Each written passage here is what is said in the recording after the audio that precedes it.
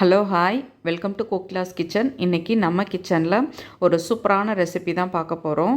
இது வந்துட்டு ஆந்திரா ஸ்டைலில் செய்யக்கூடிய இந்த கத்திரிக்காய் ரெசிபி. இது நம்ம ரைஸில் அப்படியே டேரெக்டாக போட்டு பிசைஞ்சு சாப்பிட்றது தான்.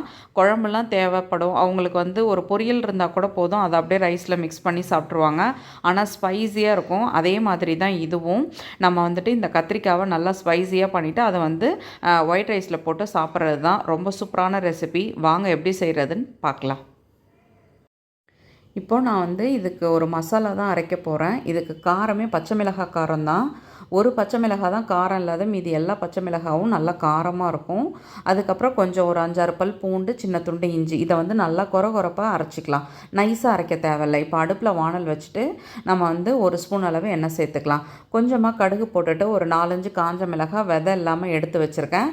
அதுவும் இது கூட சேர்த்து இது நல்லா பொரிஞ்சதுக்கப்புறம் அடுத்து நம்ம பொடியாக கட் பண்ணி எடுத்து வச்சுருக்க வெங்காயத்தை சேர்த்துக்கலாம். வெங்காயம் சேர்த்து இதை நல்லா வதக்கி எடுத்துக்கலாம். நான் ஒரு பெரிய வெங்காயம் எடுத்திருக்கேன். அதை நல்லா பொடியாக கட் பண்ணி இது கூட சேர்த்துட்டேன்.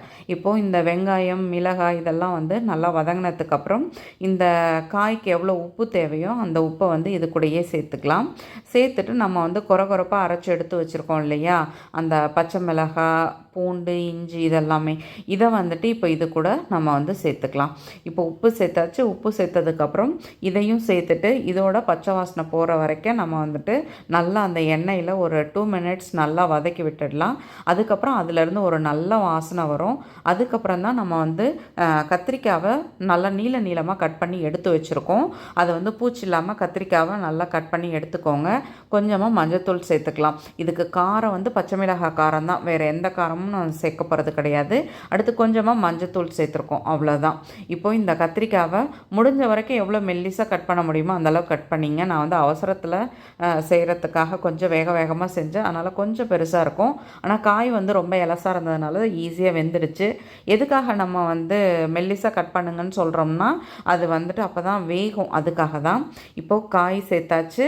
இந்த பச்சை மிளகாய், வெங்காயம் எல்லாத்தோடையும் சேர்த்து இதை நல்லா மிக்ஸ் பண்ணி விட வேண்டியதான். மிக்ஸ் பண்ணிவிட்டு நம்ம மூடி போட்டு ஒரு 2 மினிட்ஸ் அப்படியே ஆவியில் வேக வைக்கணும். மறந்து மட்டும் தண்ணி ஊற்றிடாதீங்க. தண்ணி ஊற்றுனீங்கன்னா அதோட டேஸ்ட் வேறு மாதிரி போயிடும், நல்லா இருக்காது. ஆவியிலே வேகணும். அந்த மசாலாவோடு சேர்ந்து அது வெந்தால் தான் உங்களுக்கு டேஸ்ட் நல்லாயிருக்கும்.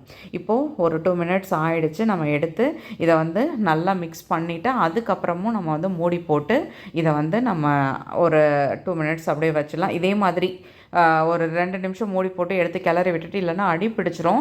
அதுக்காக தான் லாஸ்ட்டாக இப்போது காய் நல்லா வெந்துட்டுன்னு தெரிஞ்சதுக்கப்புறம் நம்ம மல்லித்தழையை போட்டு இறக்குனோம்னா சூப்பரான நம்மளோட ஆந்திரா ஸ்டைல் கத்திரிக்காய் வறுவல் ரெடி ஆகிடும். இது ஒயிட் ரைஸில் அப்படியே போட்டு சுட சுட சாத்தில் போட்டு சாப்பிடும்பொழுது வேறு எதுவுமே தேவை கிடையாது.